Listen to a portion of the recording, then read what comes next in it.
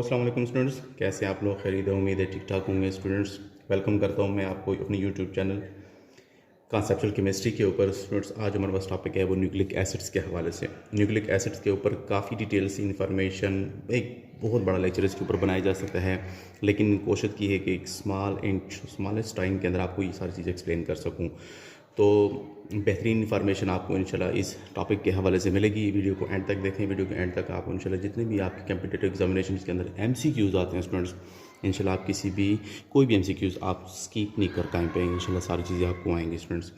तो nucleic acid हमारे पास सबसे पहले डिस्कवर्ड हुए वाइट ब्लड सेल्स के अंदर। हमने इनको देखा स्टूडेंट्स, किसके अंदर देखे? वाइट ब्लड सेल्स के अंदर हमने इनको स्टूडेंट्स देखा तकरीबन 1868 के अंदर से। उसके बाद स्पर्म, जो कि एक ह्यूमन रिप्रोडक्टिव सेल है स्टूडेंट्स, उसके हेड के अंदर इसको देखा गया इन 1872 में। किस साइंटिस्ट ने हमारे पास इसको देखा गया जी? एक साइंटिस्ट है फ्रेडरिक जॉनसन। एक फ्रेडरिक हमारे पास स्टूडेंट्स एक साइंटिस्ट था जिसने इसको देखा 1870 में। ये हमारे पास एक स्विस फिजिशियन थे स्टूडेंट्स। क्या थे? एक स्विस फिजिशियन थे। तो ये तो इसकी कुछ डिस्कवरीज के हवाले से, इनकी हिस्ट्री के हवाले से students. Nucleic acids are found almost in every type of cells. They are found in viruses and non-living organisms, and they are most essential component of genes. ये तकरीबन जितने भी आपका क्रोमोसोम्स हैं, क्रोमोटीन मटेरियल है, रिप्रोडक्टिव पार्ट है students, ये तकरीबन आपके स्पर्म्स में, जीन्स के अंदर ये मोस्टली पाए जाते हैं स्टूडेंट्स। तो केमिकली न्यूक्लिक एसिड किस चीज़ से मिलकर बनते हैं, इसके हवाले से कुछ चीज़ों को डिस्कस करते हैं। न्यूक्लिक एसिड बेसिकली स्टूडेंट्स हमारे पास दो टाइप्स के होते हैं। न्यूक्लिक एसिड बेसिकली हमारे पास दो टाइप के हैं।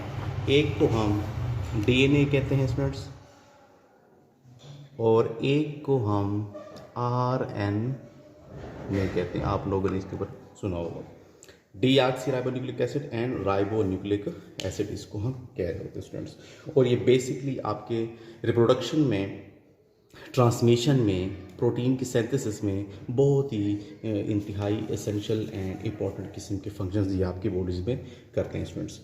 नेक्स्ट, इसकी कंपोजिशन की अगर हम बात करें तो न्यूक्लिक एसिड बेसिकली स्टूडेंट्स हमारे पास 3 टाइप की मटेरियल से मिलकर बनता है।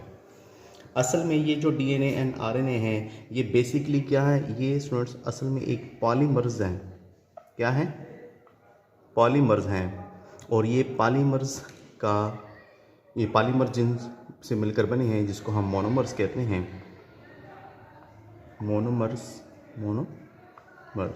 यानी एक स्मॉलेस्ट पार्ट है इसका, जिसको हम कहते हैं न्यूक्लियोटाइड। इसको हम क्या कहते हैं? न्यूक्लियोटाइड। स्टूडेंट्स, ये न्यूक्लियोटाइड या ये जो मोनोमर है, ये ऐसे है जैसे आपने वो एक माला देखी होगी हार में, जिसके अंदर बीड्स लगे हुए होते हैं, ये सारे मोती लगे होते हैं। असल में ये जो बीड्स हैं, ये मोती हैं, ये हमारे पास न्यूक्लियोटाइड्स हैं। और जो आपको स्ट्रिंग इसके अंदर नज़र आ रही है, ये भी आपको बताता हूँ। इसमें ये शुगर एंड फास्फेट से मिलकर बनती है। इस किस्म के 2 स्ट्रैंड्स मिलते हैं तो उससे एक DNA के मॉलिक्यूल बनते हैं। कंपोजिशन में जैसे मैंने आपको बताया कि स्टूडेंट, इसके अंदर हमारे पास एक जो चीज़ होती है वो हमारे पास होती है पेंटोज शुगर। पेंटोज शुगर हमारे पास क्या हैं? पॉलीसेकेराइड्स हैं, कार्बोहाइड्रेट्स हैं स्टूडेंट्स। ये पेंटोज शुगर के हवाले से मैं अभी एक चीज़ आपको क्लियर करवाता हूँ। सेकंड जो इस चीज़ के अंदर आपको मिलेगी वो है हमारे पास फास्फोरिक एसिड या फास्फेट ग्रुप भी हम इसको कहते हैं। फास्फेट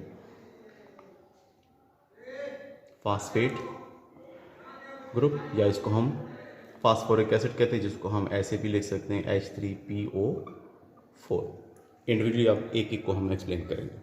और तीसरी जो चीज़ है इसके अंदर वो है हमारे पास स्टूडेंट्स क्या, nitrogenous base. Nitrogenous base one by one इसकी एक एक चीज़ को डिस्कस करते हैं।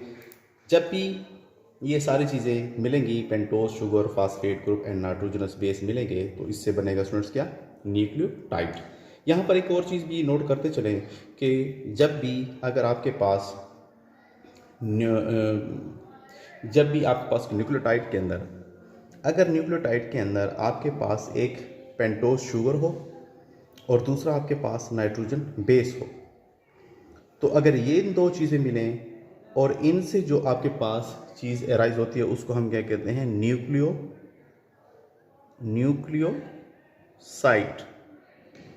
एमसीक्यूज़ के हवाले से इसको आप याद कर लें कि जब भी आपके पास पेंटोज शुगर और नाइट्रोजनस बेस की अटैचमेंट हो और उसमें फास्फेट ग्रुप अटैच ना हो, तो ऐसे ग्रुप को हम न्यूक्लियोसाइड कहते हैं स्टूडेंट्स। ये भी एमसीक्यूज़ में आपका आ सकता है। अब वन बाय वन इनको थोड़ा सा हम डिस्कस करते हैं और इनके डिफरेंसेस भी निकालते हैं कि डीएनए और आरएनए में बेसिकली डिफरेंसेस क्या होते हैं स्टूडेंट्स। तो सबसे पहले जो हमारे पास चीज़ है वो है स्टूडेंट्स क्या, आपके पास पेंटोज शुगर। स्टूडेंट्स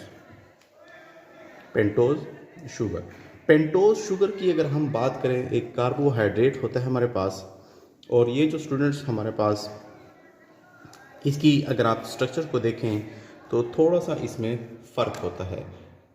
यानी वो शुगर जो आपके पास डीएनए के अंदर देखने को मिलती है और आरएनए के अंदर देखने को मिलती है। इसकी स्ट्रक्चर को अगर मैं आपको थोड़ा सा यहाँ से ज़रा दिखाऊं तो स्टूडेंट्स, ये जो चीज़ है हमारे पास, ये असल में पेंटोज शुगर है। पेंटा मीन्स 5, यानी 5 कार्बन से बनी हुई एक कंपाउंड है जिसको हम पेंटोज शुगर कह रहे हैं। अब डीएनए की अगर हम बात करें तो डीएनए और आरएनए में जस्ट थोड़ा सा एक ये डिफरेंस है कि इसको हम डीऑक्सीराइबोन्यूक्लिक एसिड क्यों कहते हैं, क्योंकि इसके अंदर एक ऑक्सीजन की कमी होती है। डीऑक्सी मीन्स यहाँ पर अगर आप सेकंड कार्बन के ऊपर देखें, इनको अगर आप नंबरिंग करें तो पहला कार्बन आपके पास ये होगा, दूसरा कार्बन ये, तीसरा स्टूडेंट्स ये हो जाएगा, चौथा कार्बन ये हो जाएगा एंड पांचवा कार्बन आपके पास ये वाला। इसी तरीके से यहाँ पर और यहाँ पर आपको देखने को मिलेगा कि इस आरएनए के अंदर, यानी यहाँ पर आरएनए के अंदर जो पेंटोज शुगर है उसमें ये ऑक्सीजन प्रेजेंट है, जबकि डीएनए के अंदर स्टूडेंट्स ये जो ऑक्सीजन है सेकंड कार्बन के ऊपर ये हमारे पास एब्सेंट होती है। इसी वजह से इसको हम डीऑक्सीराइबोन्यूक्लिक एसिड कह रहे होते हैं। अब नेक्स्ट इसके अंदर जो चीज़ है स्टूडेंट्स हमारे पास, यहाँ पर अगर आप इसको चेक करें तो नाइट्रोजनस फास्फेट ग्रुप हमारे पास, अगर आप ये तो आप दिखा दिया।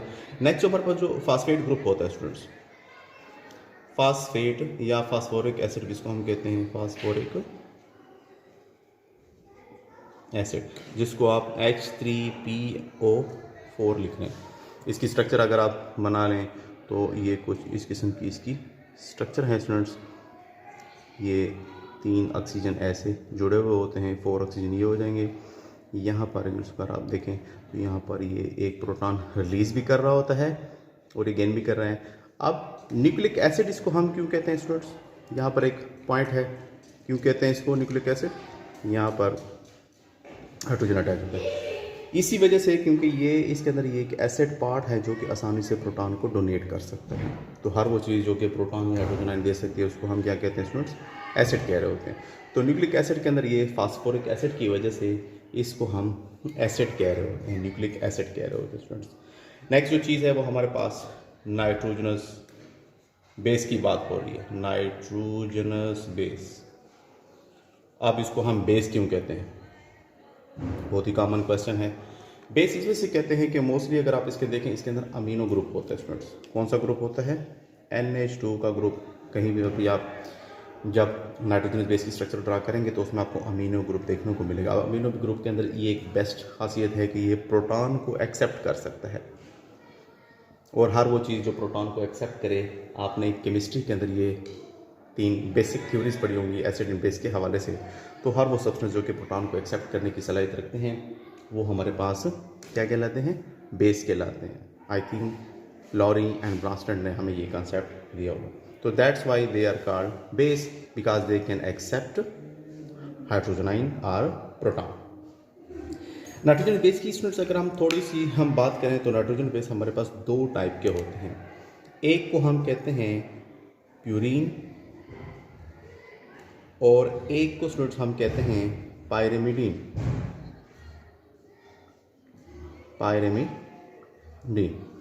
स्टूडेंट्स प्यूरीन के अंदर जो हमारे पास नाइट्रोजनस बेसें हैं ये आपके पास डबल मेंबर रिंग होते हैं। ये क्या होते हैं, ये असल में 2 होते हैं जिसको हम एडानीन, मैं शॉर्ट में लिख रहा हूँ, एडानीन एंड गोवानीन। इसको लिखना चाहें तो आप लिख सकते हैं एडानीन। ये दोनों स्टूडेंट हमारे पास मोस्टली, अगर आप इनके स्ट्रक्चर्स को देखें, यहाँ पर हर एक स्ट्रक्चर को बनाना थोड़ा सा क्रूशल हो जाएगा, टाइम कंज्यूमिंग हो जाएगा। ये मोस्टली आपके पास स्टूडेंट्स क्या होते हैं, डबल रिंग होते हैं ये सारे के सारे। जबकि यहाँ पर हमारे पास स्टूडेंट्स ये जो होते हैं हमारे पास ये पायरिमिडीन जितने भी होते हैं ये तकरीबन सिंगल मेंबर होते हैं। और ये आपके पास ये भी 2 टाइप्स के होते हैं, एक को हम कहते हैं थाइमीन और एक को हम कहते हैं साइटोसिन।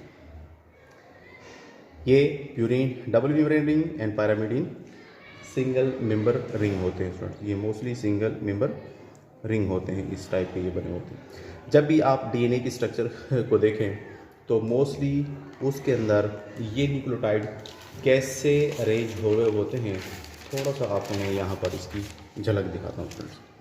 कि आपको मैंने बताया कि न्यूक्लियोटाइड के अंदर 3 बेसिक चीज़ें होती हैं। एक हमारे पास फास्फेट ग्रुप, एक शुगर और तीसरी जो है ना कोई भी आप उसके साथ नाइट्रोजन बेस अटैच कर सकते हैं। तो ये हमारे पास एक न्यूक्लियोटाइड बन जाता है।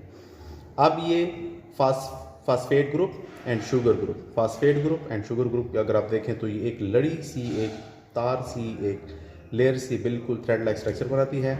और उसके साथ एडजस्टेड में ये हमारे पास क्या लगे हुए होते हैं स्टूडेंट्स, ये आपके पास यहाँ लगे हुए होते हैं, ये आपके पास लगे हुए होते हैं nitrogenous bases, adenine, thymine, cytosine, guanine etcetera.